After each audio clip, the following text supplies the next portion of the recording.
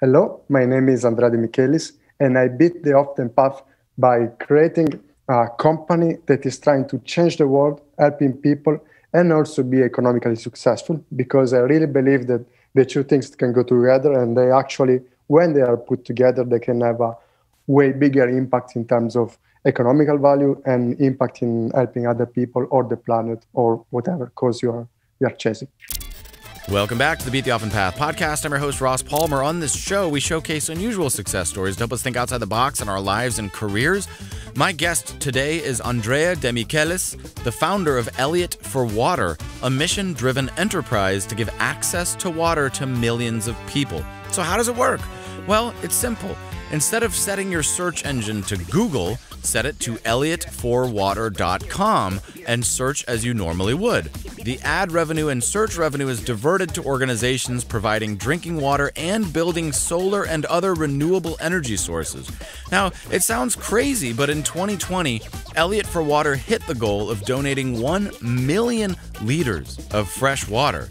And it's an approach to doing good that I personally had never considered. And that's why I know you'll be fascinated by the story of Andrea Demichelis. Well, that's exactly it. That is the theme of the show. Exactly. Can you do something good in the world while still making money for yourself? Can they go together? Are they at odds? These are the questions that we ask, and we're trying to find great examples for. And I think your story qualifies. So can you summarize what it is that you've been up to? What is your mission? So my company is called Elliot for Water, and I created it because I wanted to give every person in the world access to safe water. But the way we are doing it is a little bit different. Instead of creating a charity, I set up a search engine like Google, which is called Elliot for Water.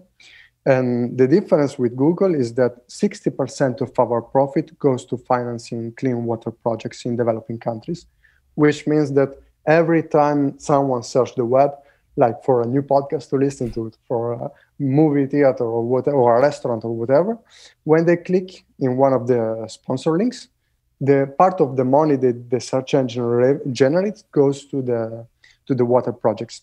And that, for me, was the first step, because we started with the search engine, and now we are working to create also an investment fund, an impact investment fund that will go and invest in other companies that are trying to do something similar, that are trying to give people access to water, that are trying to give people access to education, and that are trying to help the climate, so that we can create this ecosystem of companies that are doing good, where the search engine becomes almost a way for people to start helping for free, to have something quick, to see how we can do water project differently. And then with an investment fund, with an impact investment fund, you can most certainly manage a different type of money that goes into the different type of project and companies. So you combine the two things, and you try to have as much impact as you can.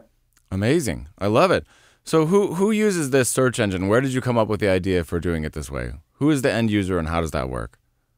The end user is anyone who wants to use it and wants to help it, instead of using Google or instead of using Bing or even just one search a day, whatever they want to use. They can go on elliottforwater.com. Right now we have the Chrome extension. They can download it with one click.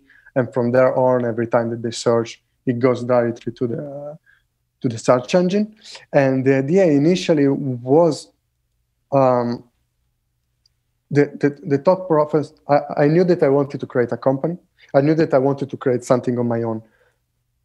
But the more I thought about it, and the more I realized that I didn't care about making money for the sake of making them. I would have not made any difference in the world. So I said to myself, whatever you are going to do, I want it to be still helping people, still helping in 100 years from now, when I will not be there anymore. And when you have ideas, you start connecting dots, and one thought of the other. I said, okay, why not creating a Google for water? Because it's something that everyone does. It's free. It's easy to use. There were examples of successful search engines that, not examples. There were one example was Ecosia at the time, who was very successful. And what people don't know is that it might seem that you want to go and compete with Google, But the reality is that the search engine market have billions of people. And if you reach small percentage of what Google does, you can help thousands and thousands of people every month without them even noticing that you're there. And for us in particular, since with the search engine, we focus only on the water projects. We have an opportunity in the Indian market because India is facing huge water issues. The government has just established a new ministry specifically to give every person in India has access to water. But at the same time, they are the second biggest internet market in the world. They have more than 800 million users. So you get a fraction of that. It just, you help them, you give them something that they can use that everyone is using already. At the same time, you can realize project locally. It just makes sense, and it opens up a door for us that wasn't open before. And it shows just that the opportunity is there even without going and doing 5 billion searches per day like Google does. Yeah. So you had the idea that you could just redirect some of those advertising dollars to solving water. And just like I could choose to use Google, or I could choose to use Bing or DuckDuckGo, I could choose to use your search engine instead, exactly, knowing that those ad dollars will go to charities for water or to organizations that are providing clean water. Yeah, exactly. That's the whole idea. Super cool. So how does one get the idea for building a search engine? I mean, that's always used as an example of what somebody shouldn't do. Anytime you hear about starting a business, people say, you could create the next Google, but it's always an idea of like, don't even bother because they've been doing it for years and it's so hard. Why did you decide that this would be the way that you would approach making the world a better place? Well, because I thought that it was an easy way.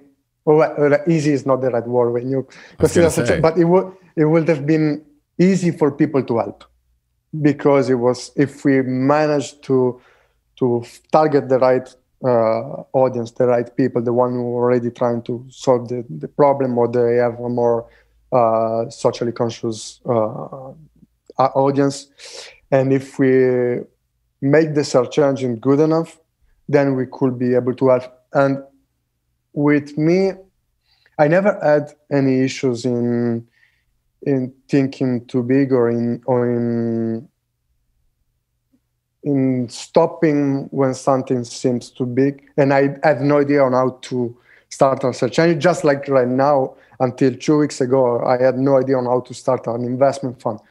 But it's just, I know what I know what I want to do, and step by step, you reach there. You start talking to people, you start studying, you start doing your things. You find it out as you go. Obviously, I didn't have any coding skill, and I still don't. I mean, I can HTML a couple of things, but that's as far as I go. So I just found people that will be happy to work with me, and with them, I figured out how to actually do the practical stuff.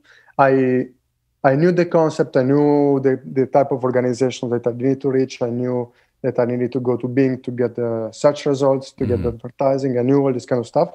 And then as you go, you find out everything else. But if you don't start, you'll never find it out. And not no one, but almost nobody knows everything that they will have to do when they are starting a project. They have an idea, and then they put down a plan. They start taking notes and seeing what they need to bring in, what they need to do. And so if the ad money comes from a company or an organization or anybody, they place an ad directly with you and they get to the top of your search results? They place it with Bing. Okay. So the way it works is that Bing is nowhere near close to Google. So what they do is that they sell they give their API and they give their advertising space to other search engines, so they can create this conglomerate and give their publishers a wider audience.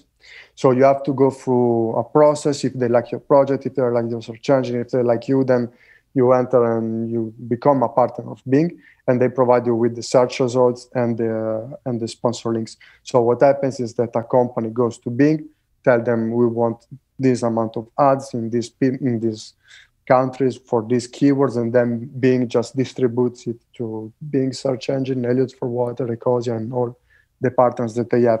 And this is good for a couple of reasons. First, you are using the Bing Power Engine, which is, even if it's not as big as Google, is still very good.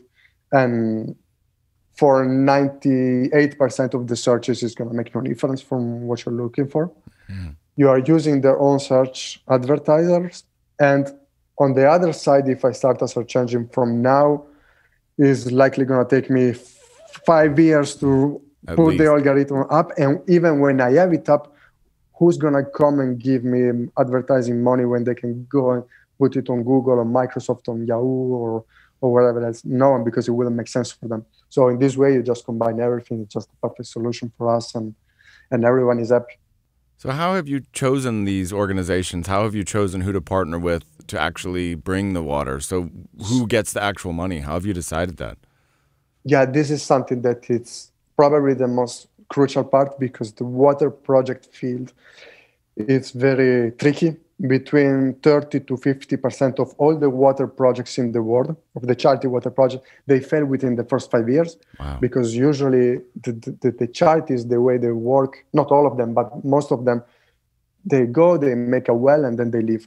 And what happens is that the well either breaks or there's no structure, there's no way for them to fix it, or there's just no value because you put something in the middle of more villages, or a local work guy comes in with his own army and start to selling the water. So that's tricky. The charity that we work with right now is called Well Found, and we chose them because they are local, they are small, they work with the government, and they work with the village constantly before, during, and after the water project. So they go there, they teach people how to build things, they build it with them.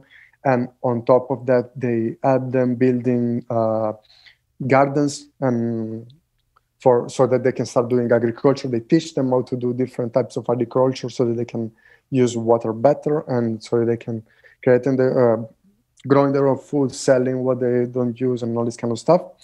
And moving forward, we will use also a different type of approach. As I was saying, most of the charity water projects don't work as well as planned, because the real issue is not that people don't have access to water. The real issue is that 600 million people in the world don't have access to affordable options to pay water.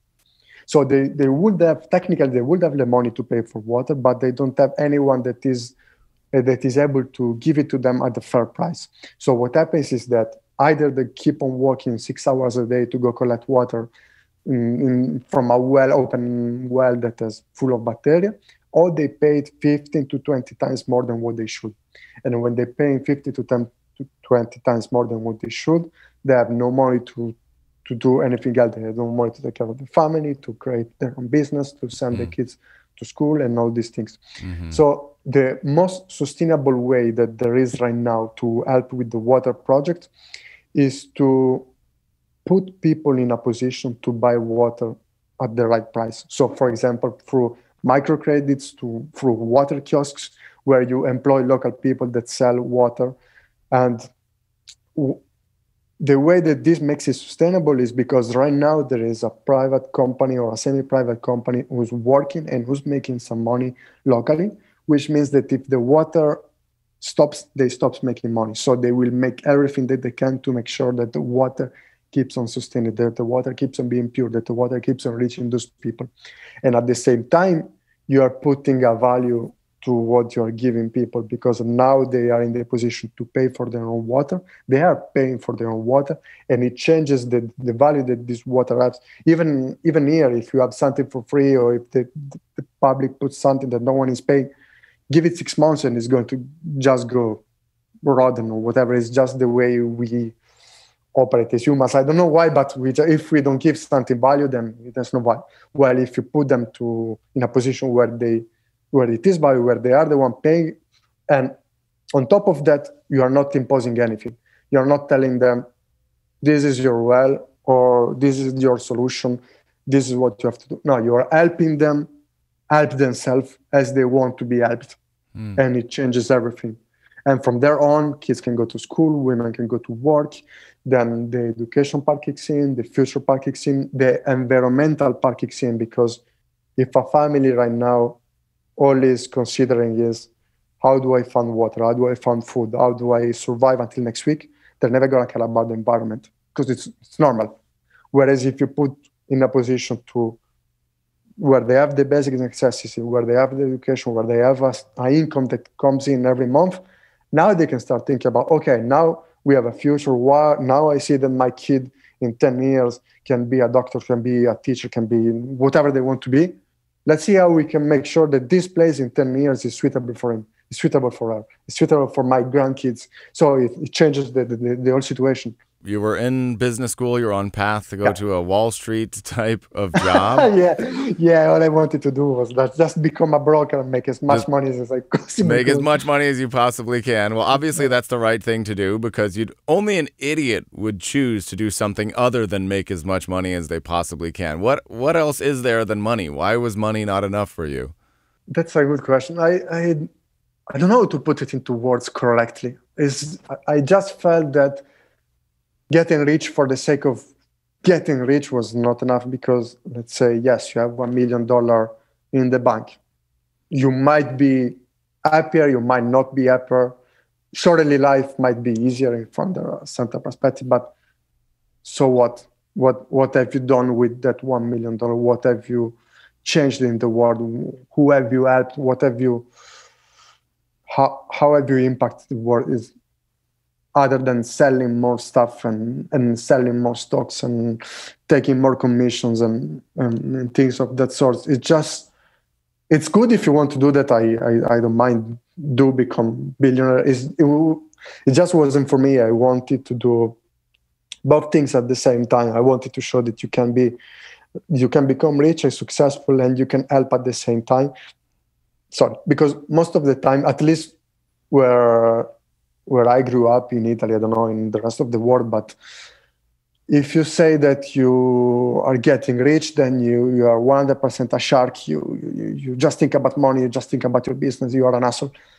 Whereas if you say, I'm going to help people, the first reaction used to be, oh, why don't you volunteer? Or why don't you do it for free? Or why don't you give all your money? For example, this is a stupid example, but I went back in my hometown a couple of years ago, and I met this guy who knew what I was doing, and he said, "Oh, how much you are donating already?" I said, 60% of profit goes.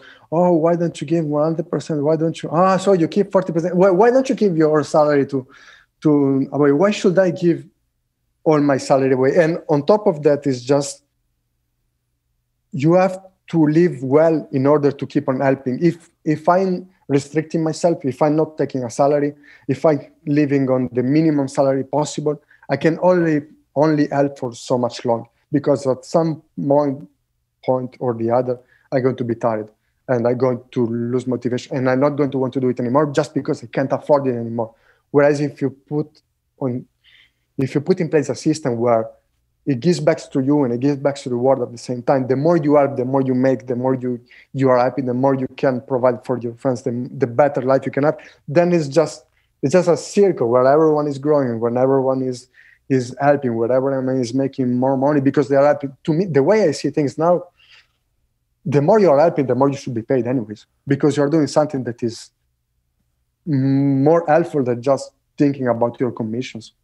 And we have to work within these financial structures. And I think a lot of it is, it's a problem that we're trying to solve.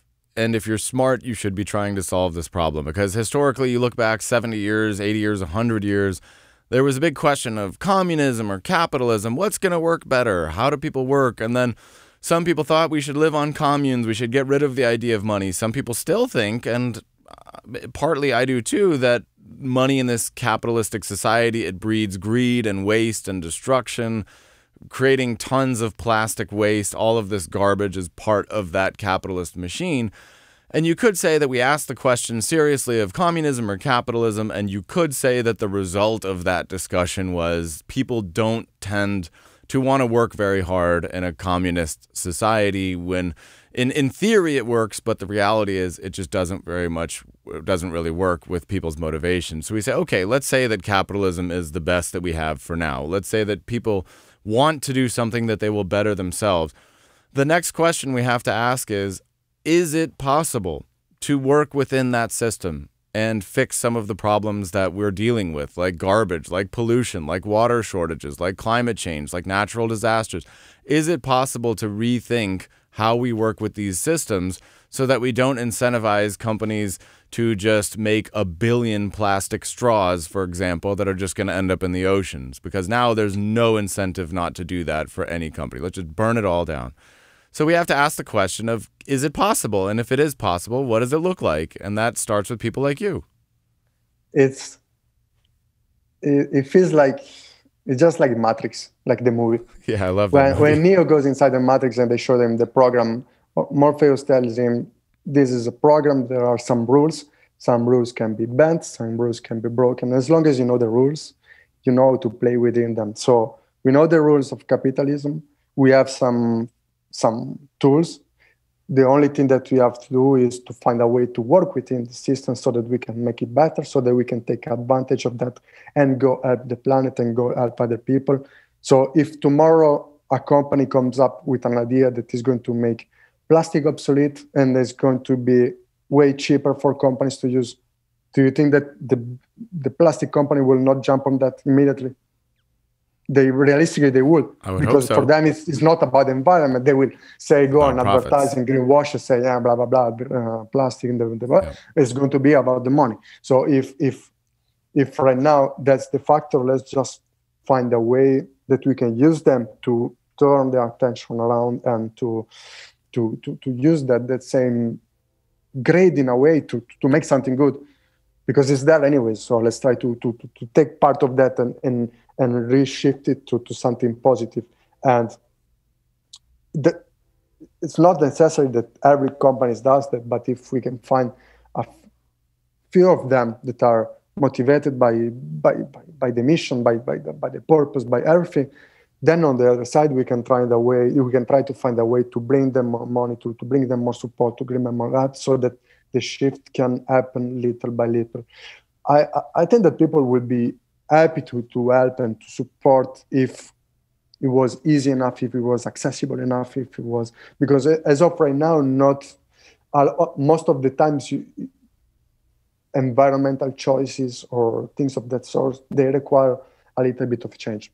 So if you are in this mood, I'm after 3 days, you're not noticing anymore the change that you did. It's just something stupid as opening a different garbage can to put the plastic instead of everything together. But it's that first step that might stop a lot of people. So if we find ways to make things easier, I believe if we find ways to show others that they can still make money while helping, or while they can create profit with companies that are helping the climate and everything, then we can possibly be doing an impact. And in any case, it's better trying that just not so. Let's do as best as we can. I completely agree, because the alternative is just to quit, just to give up. Yeah, exactly. And hope that Elon Musk bring us to Mars. So, I mean, I like this plan. Many smart people have done that. Many smart people have said and are currently saying it's hopeless. We're screwed. We had a good chance. It's over for humans. We had a good run. It's like Rome. It's done. But well, I don't know. But I mean, only because they didn't make it doesn't mean that someone else in the future can make it. Yeah, I mean, I'm not going to stop because someone else in the past said, no, you can make it. Because somebody else said. So I'm just going to keep on rolling and see. I completely agree. I mean, that's literally the thesis of everything I've been talking about. I think that is the point, is trying to get anybody out there to realize that we are one, that it's all connected, that things that we think are different are actually related. The guy I talked to yesterday, who will air a week before this, he was saying that one of the main reasons that California has such a water shortage right now is because 25% of all of the produce, fruits and vegetables produced for the United States comes from California. So as much as the rest of the U.S. hates on California, we produce a lot of the food for the rest of the country. And Avocados.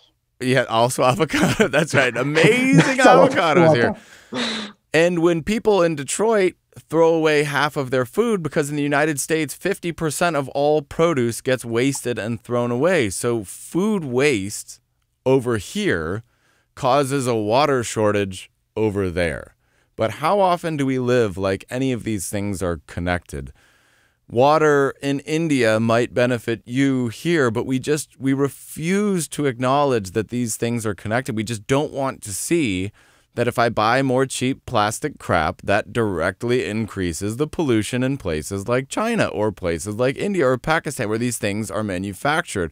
We refuse to see that there are connections between these things that at first don't seem to be connected. Not obviously anyways. Yeah, but and the sky is the same for everyone. So whatever is polluting on one side is going to come back on the other anyways. So. Yes, but I don't see it, so it's not happening. Yeah, that's also part of our job, I guess. If we decide to take this path, if we decide to make certain decisions, then we also have to take on the responsibility to try and show as many people as possible this and make them at least educate more people about the actual situation, because maybe a lot of them is not even malicious. It's just that they don't know. Like my grandmother doesn't know anything about this kind of stuff. She keeps on taking the garbage and throw it in the river for as much times as I tell her not to do it. She just throw it in the river in front of her. Oh, it's just what's that paper is going to. Yeah, but anyway.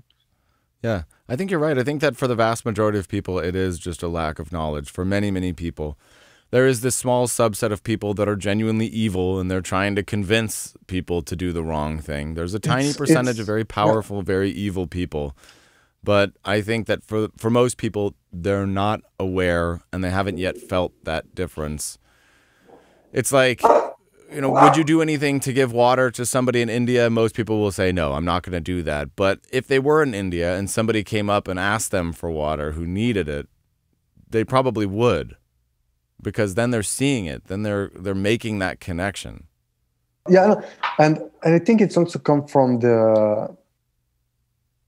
since when we are kids as well, because we are always taught, like culture, that we are, each one of us is alone with himself.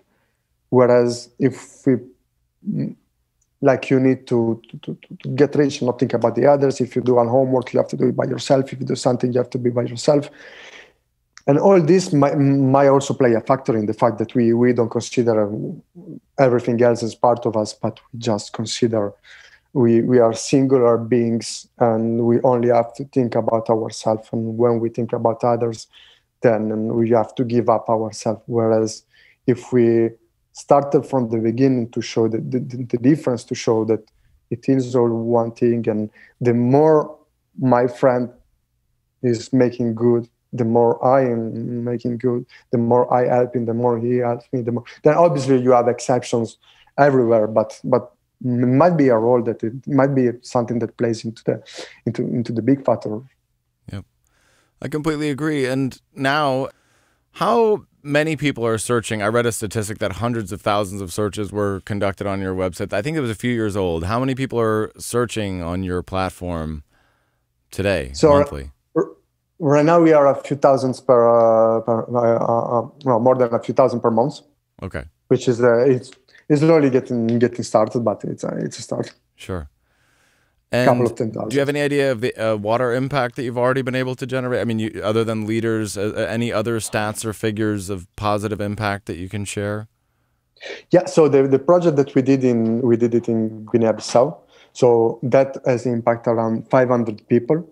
And from that, they have the water system that is pulling out water, and then it connected to the water to the garden. So we now know that the charity that works with us has also created a school in the village. So the village where we worked, we helped them get the education part, the agricultural part, because then the charity makes sure that they get the right knowledge to do that. It's a very big garden, so they are having every small house in the village. They have access now to their own water, and on top of that, all the food that they produce, they are not consuming it all. So the part of that food is sold to other villages, and at the same time, the women started working because they didn't have to take care of the water part anymore. Because before it was working miles and miles every day to get water. Now they have the time to do something else, who's starting their textile business or who's working in the agricultural field. And we saw the picture of where they were taking water before. It's literally a hole in the ground of the worst quality that you can possibly imagine. So that has made a lot of difference for the area. Amazing. And how does it feel knowing that you brought that change into the world? Yeah, it feels good. I think I cried when they sent me the video back of the people with the thing. It's just why we started. It's why we are doing all of this. It's to help people to make the change. Do you think you would have cried if you had a bigger house instead? If I had a what, sorry? A bigger house instead of helping some people? Only if I couldn't pay the rent at the end of the month, maybe. That's a great answer. Yes, I mean, I think you know where I'm going with this. Yeah, it's yeah, no, you have done that. No, actually, to be honest, you've done that. I might get emotional when I get the big house through this work. That's when I can get emotional. Yeah, that would be a true 10 out of 10. That's winning in life right there. And you have thousands of stories like that. So, again, I think one of the coolest things, you made a decision. You recognized that you were on a bad path. You were pretty young when you made that decision. Some people get to be 30, 40, 50 years old before they realize that they were off to a bad start. You realized pretty young. You said, I've got to do something more. I want to focus on something more. And you've done this. And now you've been able to have some impact in your own small way. To people who are just getting started, what are some of the challenges that you faced? What are some of the pieces of advice that you would have to somebody who does feel that money isn't enough to be the only factor in pursuing a career? I think they should just follow whatever they feel inside. You know, if you're pursuing something for the money or if you're pursuing something because it's what you want to do, then obviously not everyone is the same position and not everyone has the same story. But I simply listened to what I had inside. I always listen to my gut, to my instinct, to what my soul was telling me. So the same thing, if you have this feeling that you're just taking something for the money, whereas you would like to be doing something completely different, that the simple thought of doing that makes you happier, then try and do that and see where it brings you. And if it doesn't work, it doesn't work. You do something else afterward, but at least you can give it a try. It's going to take time. It's hard. It's going to probably. I did tons of jobs at the same time. I was working as a barman until 2 a.m. and then going back. And at 8 a.m. I was up trying to work on the search engine. So it's not easy. It's not fast. It's long. It's difficult. But as long as you know what you want to do and you are committed to that, you have a purpose, then eventually you'll do something. I completely support what you're doing. I wish more people thought what you thought. I wish more people felt what you feel. I completely agree about the universe stuff, about the connection. That's just the message that we're trying to get across. And I think it is our job to try to help more people see it that way and see the positives. Since we are approaching the end of our hour here, I do want to ask, is there any final bits of advice or thoughts or things that you'd like to share on this path, having taken a different journey? Are you excited about the future? Anything that you want to share at all? Yeah, I'm definitely excited about the future, even because with the addition of the investment fund, we believe that we can increase the impact 10 times more than what we could with only the search engine. And even because with the investment fund, we want to open it not just to access to water, but also to education and climate. And as we said before, water is all connected. So water first step, then goes to education, then goes to climate, and all this kind of circle, anything. So definitely stay connected with us. Follow us on LinkedIn, Instagram, or Twitter, wherever you want to be, and stay in touch with that. And any advice really is just, as we said before, try to follow what you already know inside and see where it brings you. Yep, that sounds good. And the first step that somebody can take is to replace Bing.com with what URL? Yes, go to elliottforwater.com, and then in the homepage you will have the extension link at the bottom. You just click it on Chrome, and then it does it automatically. And the final question: why Elliot? Yes, because it was from a sort of homage to Helios. It was the ancient Greek god of sun, and it represented life and energy and power. And I wanted to the project to represent the same thing, because water is life and Elliot is life, and I wanted to create a name that represented life as a whole. And the funny thing is that my first logo, which I'm trying to bring back in a sort of way, something very similar to yours, where you have the circle with the point inside. Yeah. We had the same thing. Elliot, the O was that exact same symbol, because in alchemy, that was the symbol of sun and life. So it was also the symbol of Helios, the god. So we all came that together. I'm trying to find a way to put it back in the logo right now, and amazing. And everything. Amazing. I love that. See, great minds think alike. Well, there you're right. I thank you very much, Andrea, for taking the time. I really support what you're doing. I think it's super cool. Again, I wish more people thought like you thought. And for people listening, that's elliottforwater.com, ELLIOT yes. for water.com. And with that, the official podcast recording is over, my friend.